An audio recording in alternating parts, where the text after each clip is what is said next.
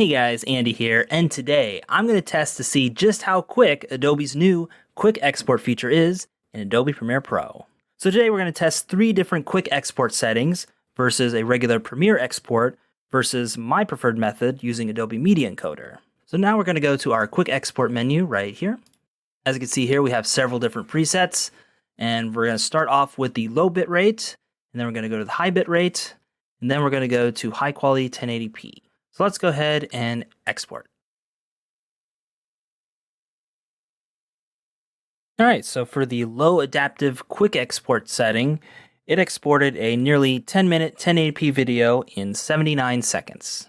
So next we're going to go to the adaptive high bitrate setting and see if there's a difference in speed.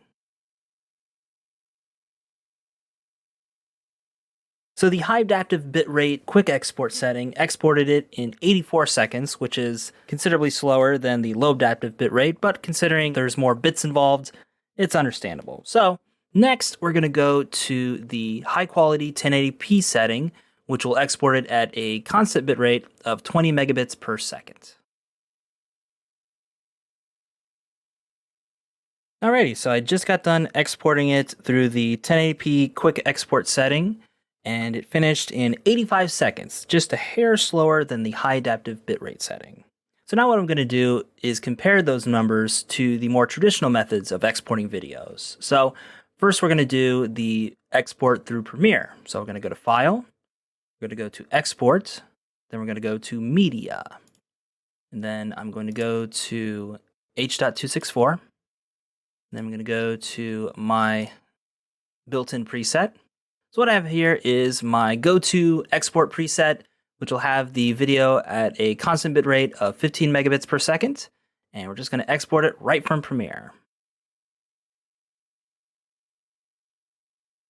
Alright, so I just got done exporting the video traditionally through Premiere, and it exported the whole thing in 83 seconds.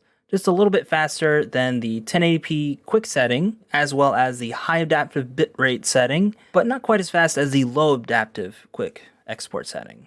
So now what we'll do is we'll export it through my preferred method of exportation through the Adobe Media Encoder. So all the settings will be exactly the same as they were with the traditional Premiere export, but we're just going to be doing it through Media Encoder instead. So let's see if there's a difference.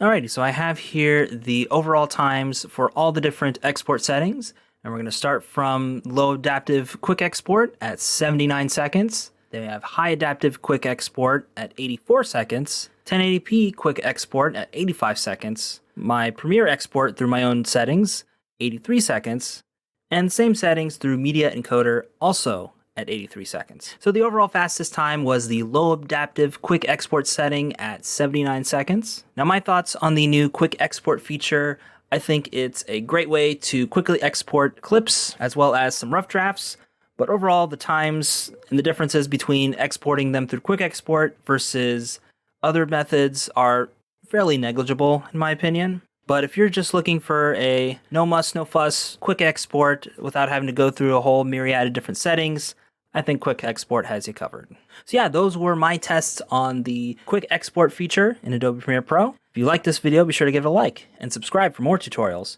And if you have a question about Adobe Premiere Pro, be sure to leave it in the comments down below, and your question could be the next tutorial. This is Andy from Adobe Media, signing off for now. And as always, we'll see you next time. Bye guys.